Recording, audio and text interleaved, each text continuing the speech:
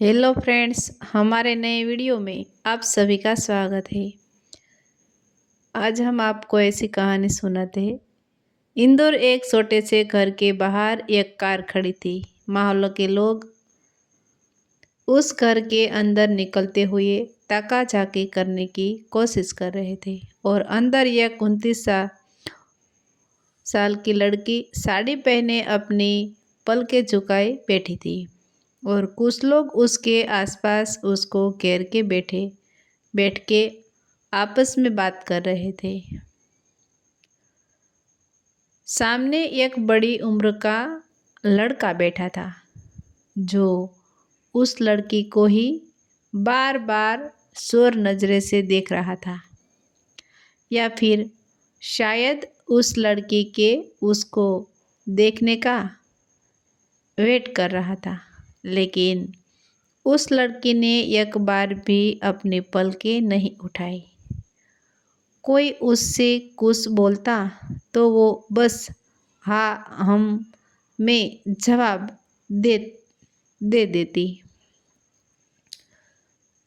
तभी उस लड़की की माँ अदिति जी अपने सामने बैठी महिला से बोली, तो हम ये रिश्ता पक्का समझे। सामने बैठी उस महिला ने एक नज़र अपने पति और फिर उस लड़के की तरफ देखा तो दोनों ने पलकें झपका दी।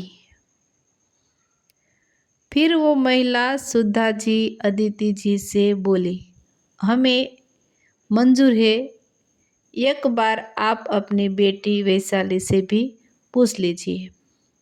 तभी एक कड़क आवाज़ गूंजी। वैशाली के पापा मनोज जी बोले, हमारे घर में लड़कियां फैसला नहीं लेती, जो बड़े फैसला लेते हैं वही घर का फैसला होते हैं। वैशाली की झुकी आंखों में नमी आ गई। तभी लड़के के पापा विपिन जी बोले, ये तो अपने अच्छे संस्कार दिए हैं बच्ची को, वरना तो आजकल की लड़कियां सीधा घर से भाग ही जाती है। मनोज जी फिर अपनी तेज आवाज में बोले, हमारे घर में अगर किसी लड़की ने ऐसा ख्याल भी लाया तो वो अच्छे से जानती है उनकी समाधि घर के बाहर होगी।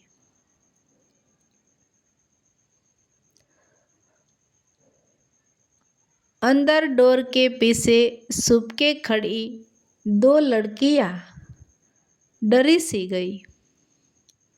विपिन जी मुस्कुरा दिए और बोले, हम बहुत भाग्यशाली हैं जो आपके घर की बेटी हमारे घर बहू बन के आएगी। वैशाली सबकी बातें सुन के अपने मन में हंसी हंस दी। बहू बहू ही तो समझते हैं, कोई बेटी क्यों नहीं बोलता। वैशाली अपने मन में सोच रही थी कि वैशाली की मम्मी ने वैशाली के हाथ में मिठाई की प्लेट जबरदस्ती पकड़ाते हुए कहा, चलो अब सबका मुंह मीठा करवाओ। वैशाली को तो अब आज़ाद हो गई थी। वेटर बनने की ये उसके लिए